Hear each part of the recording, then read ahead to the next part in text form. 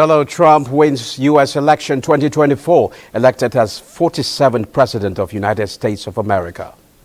Federal government to provide financial protection for uninsured Nigerians. NMPC Limited advocates more collaboration, transparency among parties, just as it tells protesters Kerry not responsible for fuel price hike. Oil falls as projected Trump win sends U.S. dollar higher. Mozambique secures a $54 million loan for its first wind power project. The program is Business Express, reaching you from Abuja, Nigeria's capital. I am Musa Abubakar, your guide.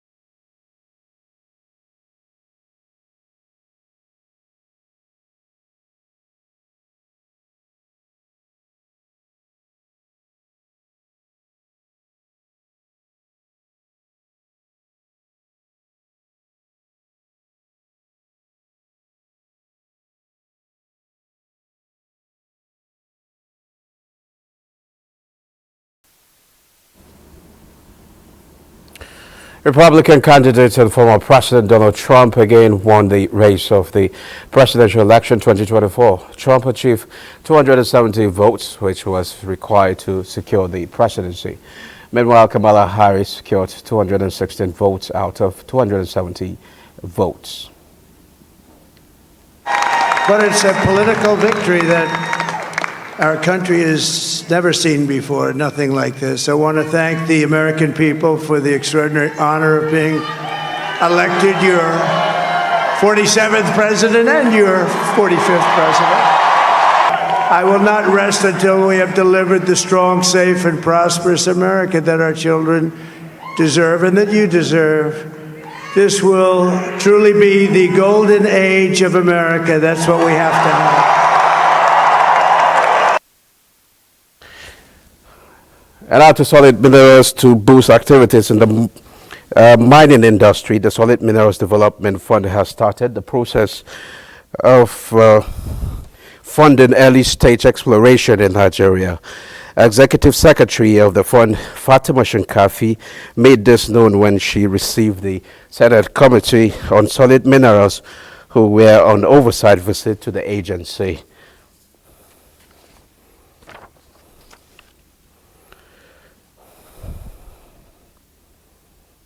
We've achieved a partnership with a development finance institution to fund early stage exploration. This is significant because we're at that emergent stage of the mining sector where data to attract investment, both local and foreign, is important. That is a key milestone because early stage exploration is the riskiest part of the value. And now to a discussion segment. Meanwhile, President Bola Tinubu has extended his heartfelt congratulations to President Donald Trump on his re-election as the 47th President of the United States of America. A statement by the presidential spokesperson, Bayo Nanuga, says President Tinubu looks forward to strengthening ties between Nigeria and the United States amid the complex challenges and opportunities of the contemporary world. According to President Tinubu, Trump's victory reflects the trust and confidence the American people have placed in his leadership. He congratulates them on their commitment to democracy. President Tinubu believes that given President Trump's experience as the 45th President of the United States from 2017 to 2021, his return to the White House as the 47th President will usher in an era of earnest, beneficial and reciprocal economic and development partnerships between Africa and the United States, acknowledging the United States' influence, power, and position in determining the trends and course of global events. Tinubu trusts that President Trump will bring the world closer to peace and prosperity. Federal government says it has initiated a strategy to provide financial protection for millions of Nigerians who are currently without insurance coverage. The initiative, which marks the first major implementation phase of the recently signed ASO Accord, brings together the nation's top financial and insurance regulators in a collaboration to transform Nigeria's insurance landscape. Speaking at the roundtable meeting, Deputy Chief of Staff to the President, Office of the Vice President, Senator Ibrahim Hadija, said outcomes of the roundtable will be presented to the National Economic Council.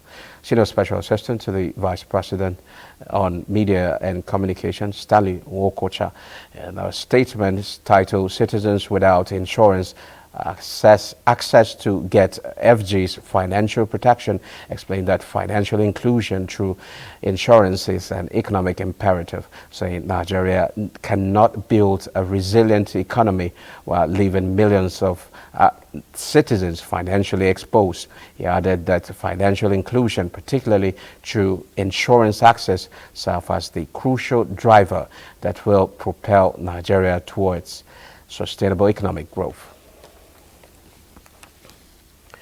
The Federal Competition and Consumer Protection Commission, FCCPC, has urged electricity distribution companies in Nigeria to prioritize the rights of consumers in electricity metering processes. The Executive Vice Chairman, Chief Executive Officer, FCCPC, Tunji Bello, stated this during a meeting with key stakeholders from Nigeria's electricity sector, where he emphasized that DISCOS must bear the cost of replacing meters without imposing additional charges on consumers, especially during this transition phase. He condemned the widespread practice of placing consumers with faulty meters on estimated billing, describing it as a violation of next regulation. No, randomly subjected to estimated billing. This engagement will also address broader issues surrounding metering in the industry. This includes non-reimbursement for meter purchases, delays in meter installations, and repair. What are we trying to do in the sector? We are trying to have revenue assurance. We are trying to say that, okay, these are modern meters, they are smart, they can record your consumption, and at the same time, make sure the DISCO does not lose their investment.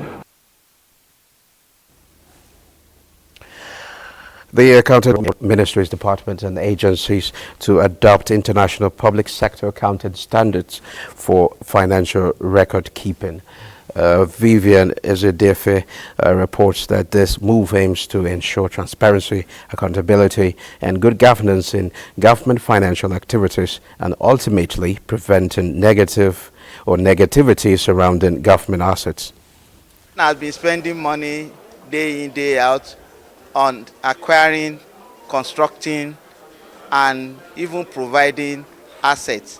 So these assets are the value that the nation can go to anywhere and say, this is my worth. That is exactly what we are doing. Agree that if we are able to, by promoting efficiency within the government entities and establishing professionalization to improve profitability and sustainability, the value of that asset side will go up. We are going to have an asset for the Federation. All the MDS will have their assets, ministries will have their assets. So they will now be consolidated, and it will be the proper record will be keeping. IPSAS regulates the public sector. So in IPSAS, there are standards that are there that guide us in preparing every financial statement.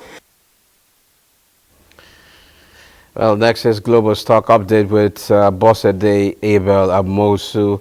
Bossede, tell us how the market is shaping up with emergence of Trump as the 47th American president. Thank you very much, Musa. Hello and welcome to the Global Market segment.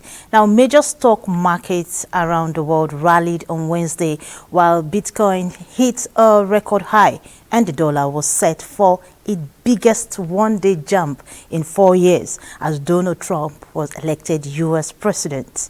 Stocks in the U.S. poised for a booming rally Wednesday as Donald Trump won the U.S. 2024 presidential election. Futures on the Dow Jones Industrial Average soared at 427 points, S&P 500 1.23%, followed by Nasdaq at 1.43%.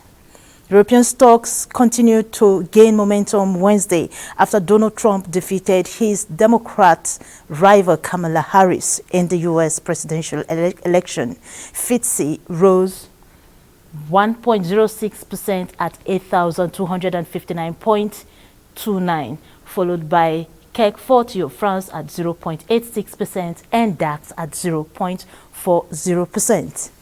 Asia markets were mixed Wednesday. Japan's Nikkei 225 led gains, rising 2.61% across 39,480.67, while the Shanghai Composite dipped 0.09% at 3,383.81, followed by the Hang Seng Index dipping 2.23% at 20,538.38. It was mostly a red trading session for most African stocks, with the South Africa's JSE Africa Top 40, Tunisia and Namibia closing the trading session negative this Wednesday. That's the global market review for the midweek, I beg your pardon. Back to you, Musa. I am Bossede Abel Amosu. Thank you, Bossede.